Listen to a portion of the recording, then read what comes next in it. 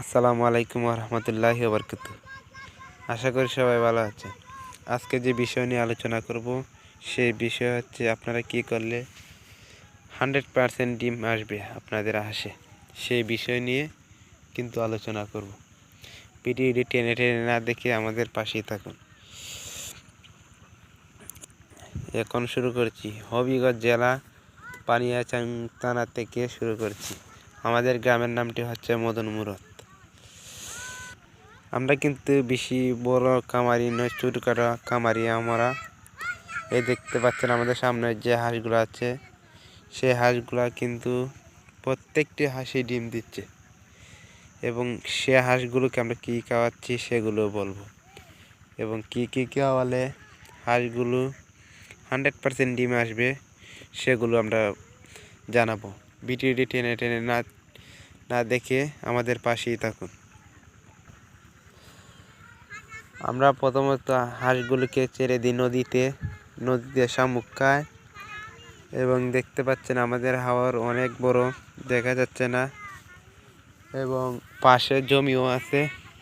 এই দেখুন জমি, এখন জমিগুলো চাষ হয়ে সেগুলোকে ধান লাগানো হচ্ছে। এখন হাঁসগুলি নদীতে খাচ্ছে। নদীতে শামুককেই আমাদের হাঁসগুলি 100% ডিম আসছে, এবং যখন নদীতে শামুক পায় না, শামুকের পাশাপাশি আমরা দানও দিই। যদি পেট না ভরে তাহলে আমরা দানও দিই। এভাবেই আমরা হাঁস থেকে অনেক টাকা ইনকাম করতেছি। আপনারা যারা হাঁস পালতে চান এবং কি লাগে সেগুলোও আমরা জানাবো। হাঁসের কি ওষুধ করালে হাঁসগুলি সুবিধা থাকে এবং সুস্থ থাকে সেগুলিও জানাবো। আমাদের পাশে থাকুন। প্রথমত আমরা হাঁসগুলিকে ছোটো বাচ্চা আনার পরে বাচ্চাগুলিকে কীটনাশক করাই।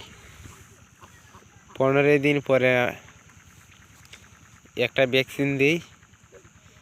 তারপরে আরও ওষুধ আছে, লাইসোপিট এবং রেনামাইসিন। এগুলো আমরা প্রথমত বাচ্চাকে খাওয়াই। তার বাদে 3 মাস পরে আবার একটা ভ্যাকসিন দিই। 3টে ভ্যাকসিন দিই, আরেকটা দিই 6 মাসে। 3টে ভ্যাকসিনে হাঁসের আর কোনো রোগ ব্যাধি হয় না। তারপর মাঠে চাইরে দিয়ে আর কোনো ওষুধ লাগে না। এরপর হাঁসের 100% ডিম আসে। এভাবেই আপনারা যারা হাঁস পালন লাভবান হতে চান, যারা ছোটোখাটো আমাদের মতন খামারে আছেন, তারা আমাদের ভিডিওটি লাইক করে আমাদের পাশেই থাকুন। নতুন নতুন ভিডিও পেতে আপনারা কি হাঁস পালেন, কি খামার করেন আমাদেরকে কমেন্ট করে জানান, এবং আমাদের পাশেই থাকুন।